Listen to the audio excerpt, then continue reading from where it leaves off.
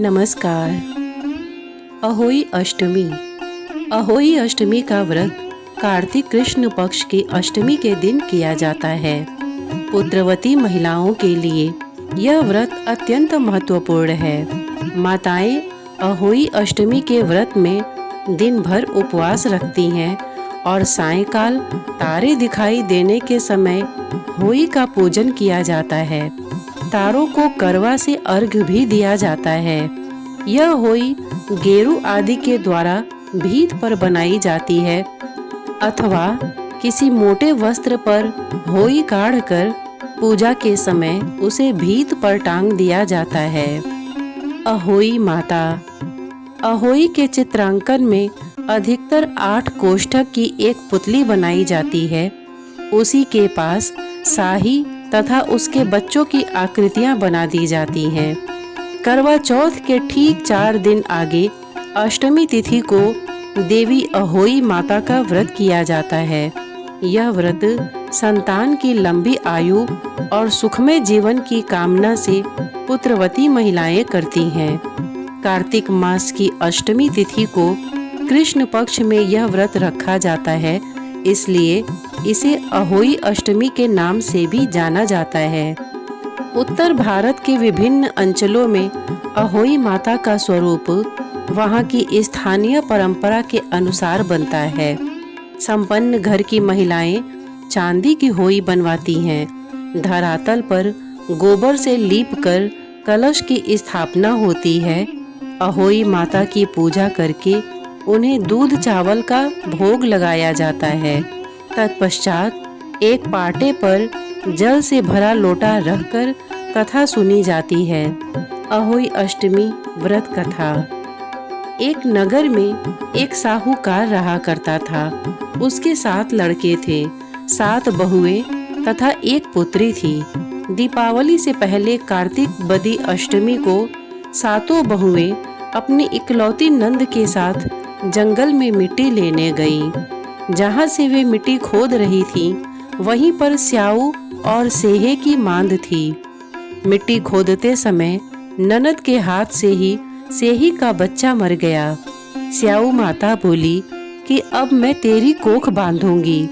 तब ननद अपनी 7 भाभियों से बोली कि तुम में से कोई मेरे बदले अपनी कोख बंधा लो। सभी भाभियों ने अपनी कोख बंधवाने से इनकार कर दिया, परंतु छोटी भाभी सोचने लगी, यदि मैं कोख न बंधाऊंगी तो सासू जी नाराज होंगी। ऐसा विचार कर ननद के बदले छोटी भाभी ने अपनी कोख बंधा ली।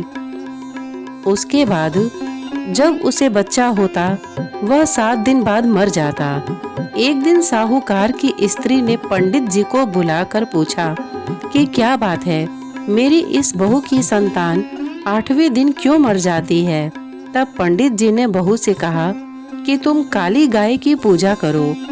काली गाय स्याऊ माता की भायली है, वह तेरी कोख छोड़े तो तेरा बच्चा जिएगा। इसके बाद से वह बहू प्रातः काल उठकर चुपचाप काली गाय के नीचे सफाई कर जाती। एक दिन गौ माता बोली कि आजकल कौन मेरी सेवा कर रहा है, सो आज देखूंगी। गौ माता खूब तड़के जागी तो क्या देखती हैं कि साहूकार की बेटे की बहू उसके नीचे सफाई आदि कर रही है। गौ माता उससे बोली कि तुझे किस चीज की इच्छा है जो तू मेरी इतनी सेवा कर रही है, मांग, क्या चीज मांगती है। तब साहूकार की बहू बोली कि स्याऊ माता तुम्हारी भायली हैं और उन्होंने मेरी कोख बांध रखी है, उनसे मेरी कोख को खुलवा दो। गौ माता ने कहा, अच्छा।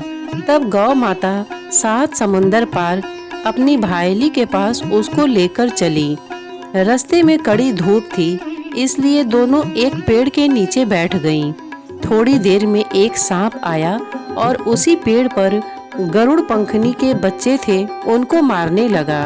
तब साहूकार की बहू ने सांप को मारकर ढाल के नीचे दबा दिया और बच्चों को बचा लिया।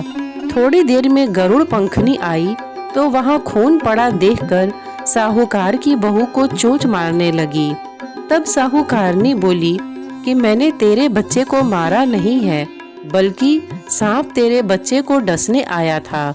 मैंने तो तेरे बच्चों की रक्षा की है। यह सुनकर गरुड़ पंखनी खुश होकर बोली कि मांग, तू क्या मांगती है? वह बोली, 7 समुंदर पार स्याऊ माता रहती हैं, मुझे तो उसके पास पहुंचा दे। तब गरुड़ पंखनी ने दोनों को अपनी पीठ पर बैठाकर स्याऊ माता के पास पहुंचा दिया। स्याऊ माता उन्हें देखकर बोली कि आ बहन, बहुत दिनों बाद आई। फिर कहने लगी कि बहन, मेरे सिर में जूं पड़ गई है। तब सुरही के कहने पर साहूकार की बहू ने सिलाई से उसकी जूएं निकाल दी। इस पर स्याऊ माता प्रसन्न होकर बोली कि तेरे 7 बेटे और 7 बहुएं हों। साहूकारनी बोली कि मेरा तो एक भी बेटा नहीं है, 7 कहाँ से होंगे? स्याऊ माता बोली, वचन दिया है, वचन से फिरूं तो धोबी के कुंड पर कंकरी होऊं।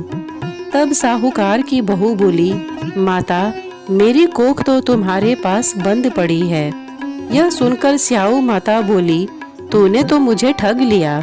मैं तेरी कोख खोलती तो नहीं, परंतु अब खोलनी पड़ेगी। जा, तेरे घर में तुझे 7 बेटे और 7 बहुएं मिलेंगी। तू जाकर उजमान करना, 7 अहोई बनाकर 7 कढ़ाई करना। वह घर लौट कर आई तो देखा 7 बेटे और 7 बहुएं बैठी हैं। वह खुश हो गई।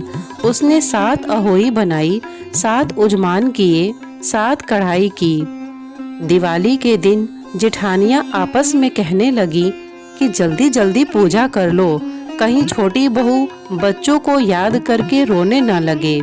थोड़ी देर में उन्होंने अपने बच्चों से कहा, अपनी चाची के घर देख कर आओ कि वह अभी तक रोई क्यों नहीं। बच्चों ने देखा और वापस जाकर कहा कि चाची तो कुछ मांड रही हैं, खूब उजमान हो रहा है। यह सुनते ही जेठानियां दौड़ी दौड़ी उसके घर गईं और जाकर पूछने लगी कि तुमने कोख कैसे छुड़ाई। वह बोली, तुमने तो कोख बंधाई नहीं, मैंने बंधा ली। अब स्याऊ माता की कृपा से मेरी कोख खोल दी है।